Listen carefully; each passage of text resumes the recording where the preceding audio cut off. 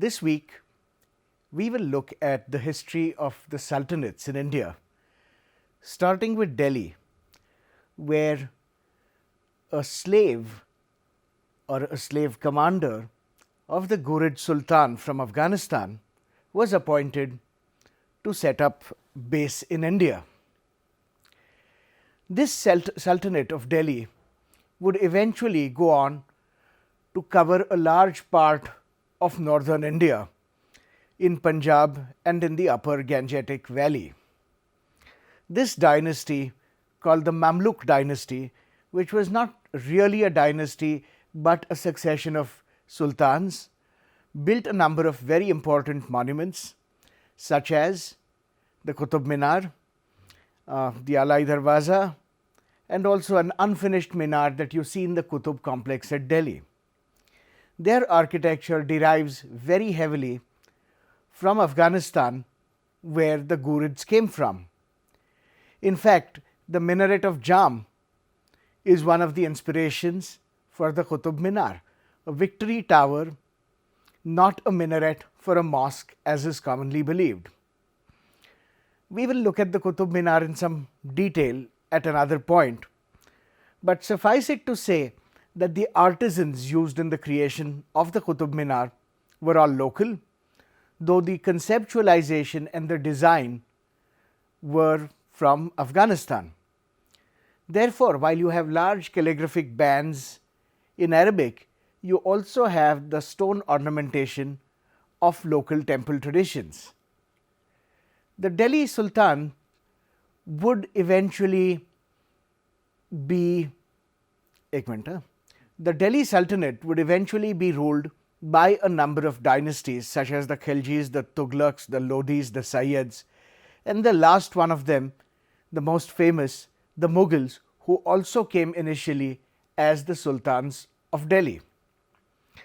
Now, under the Khiljis and the Tughlaqs, there were conquests from the Delhi Sultanate over the complete Indian subcontinent, and as soon as the Tughlaq rule became weak in these areas, the whole country splintered into a number of smaller sultanates. The Delhi Sultanate starts in the 1290s and is powerful into the 1340s, when Muhammad bin Tughlaq has a very ambitious program to bring the whole of India under his command.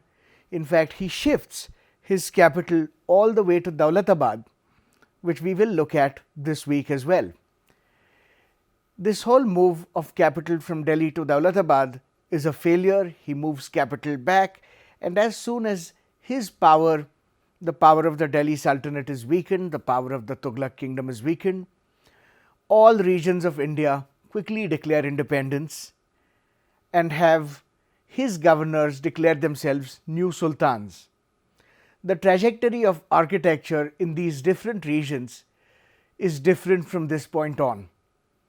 But while you have 100 years of the Delhi Sultanate, they are building all over India in a style that has been sometimes called the Pathan style, a label we do not use, but really a style of the early Sultanate. Now, this style usually has what are called battered walls, a feature that derives from a tradition of building in mud brick as you have in Afghanistan. But there is also an incorporation of all forms of local elements. 100 years of the Delhi Sultanate is completely disrupted by a great dynasty in Central Asia called the Timurids under their Sultan Timur, and we shall look at how that has an impact on all the sultanates of Delhi very shortly. Now, Timur invades India in the 1390s, really limits himself to the Sultanate of Delhi, but his name and fame and architectural creations have a very big impact on all these small sultanates across multiple regions in India who have declared independence from Delhi. Timur is known to have taken home with him to Samarkand, his capital, artisans from all the areas he captures. Not only does he come and raid India, he also goes west. He has invasions of Iran, of the Seljuks, into Central Asia, towards Europe. In fact, he builds himself a very big empire. The greatest of the Timurid connections that India will have is that the Mughals will claim, and rightly so, that they are actually direct descendants of Timur, and they call themselves Timurids. Timur's empire spreads across large parts of the Middle East, Central Asia, and towards India. At his capital city of Samarkand, he builds grand squares in which you have these big portals, these Ivans that we will see in India as well under the Mughals.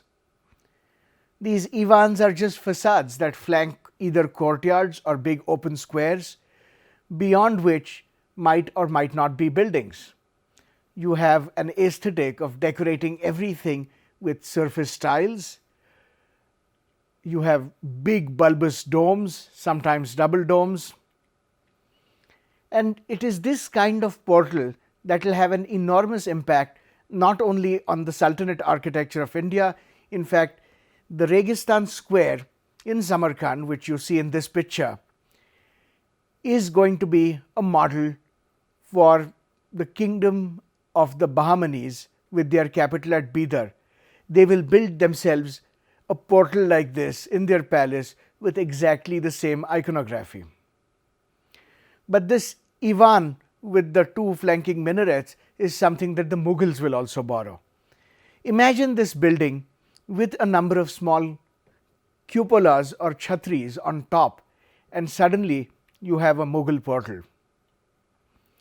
The Timurids also will build big Ivan facades, as you see when you look at a building from behind, and these facades contain a completely different structure behind them.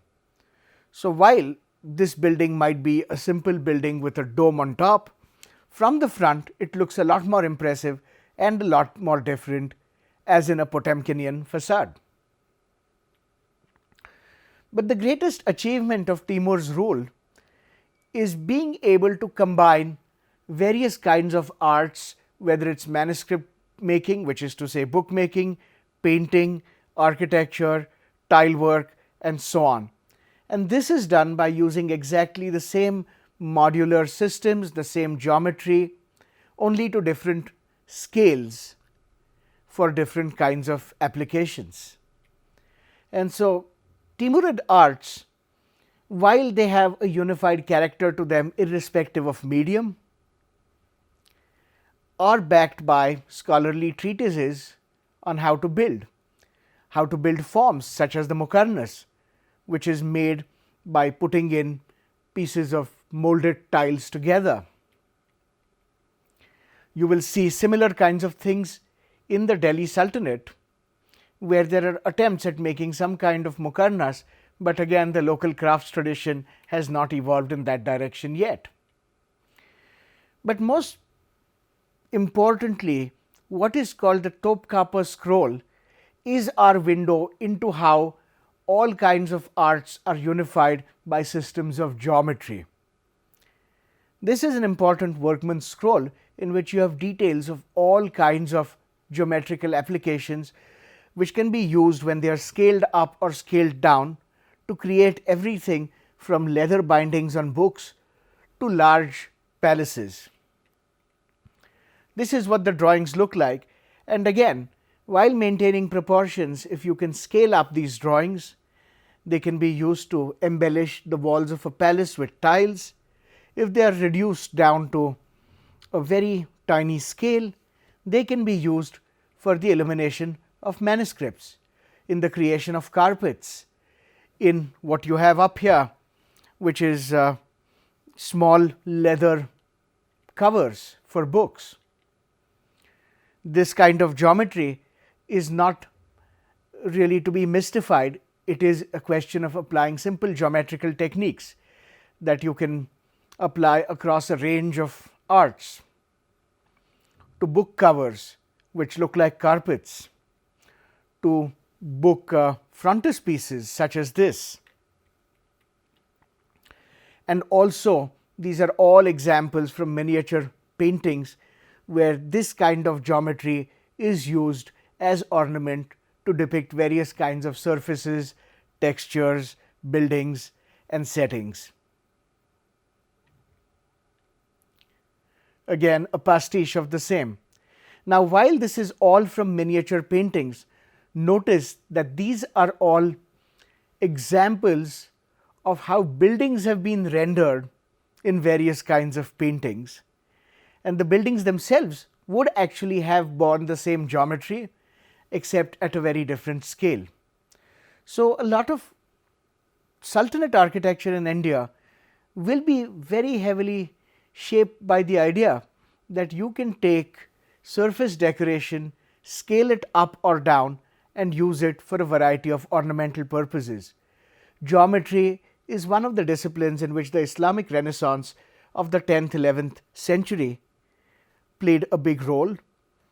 There were excellent geometricians who devised techniques of making all kinds of patterns, tessellations, mirroring, a variety of techniques in which to embellish buildings.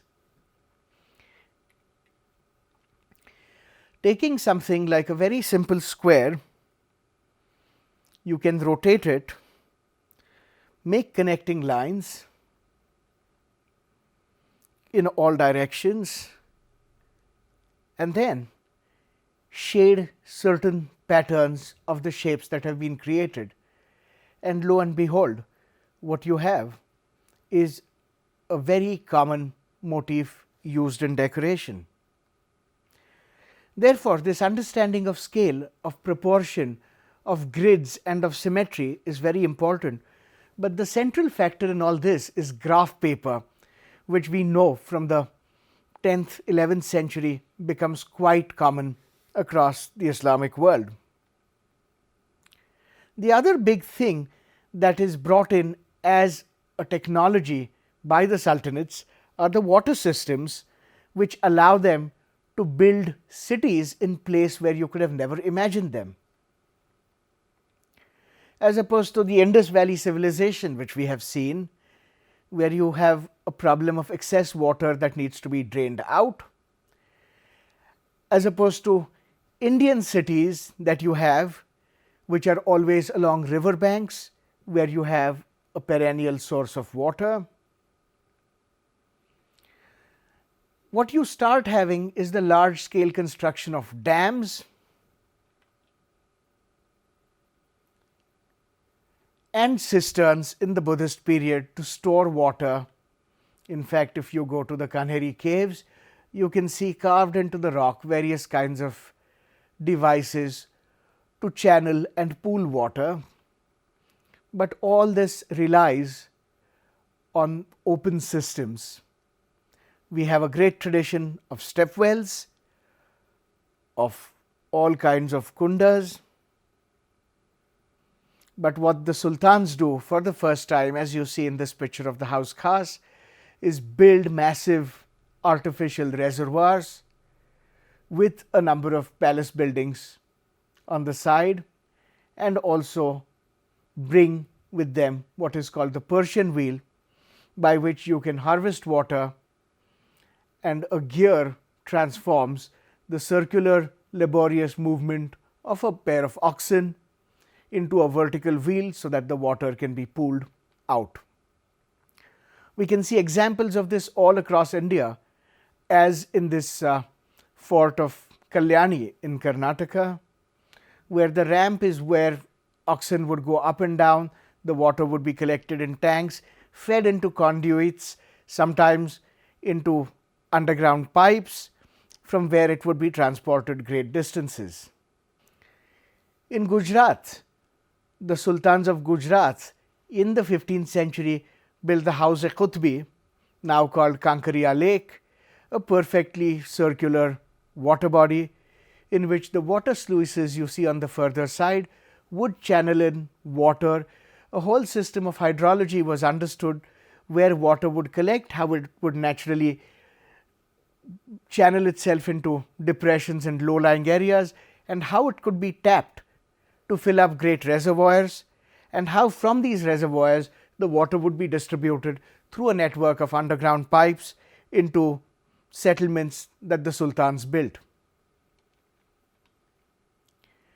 The other system that was brought over, particularly from Iran, was the system of what are called Canals, where you tap into a higher water table quite a distance away, maybe 12-15 kilometers away, and essentially create a horizontal tunnel with a very mild slope, punctuated by vertical shafts, which will bring water continuously and perennially to areas that you desire a water supply in.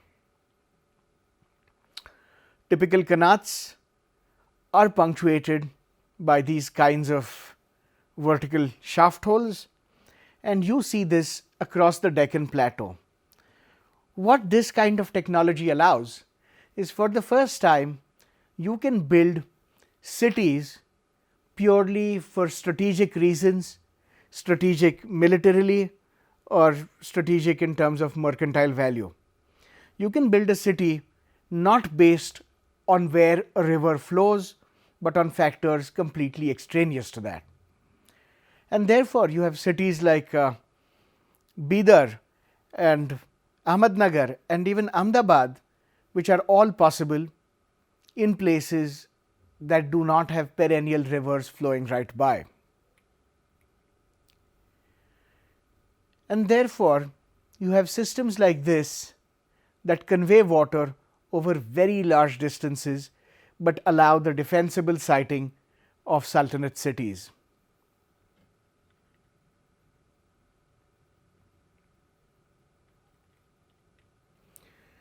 The features you see most commonly when you have water systems that bring water from far away are underground tunnels and conduits like the ones on top. So, first you have a masonry lined tunnel through which water will flow, or you might have a block of masonry through which you have clay pipes that convey water. But all these systems will have what you have at the bottom, siphon towers and settling towers.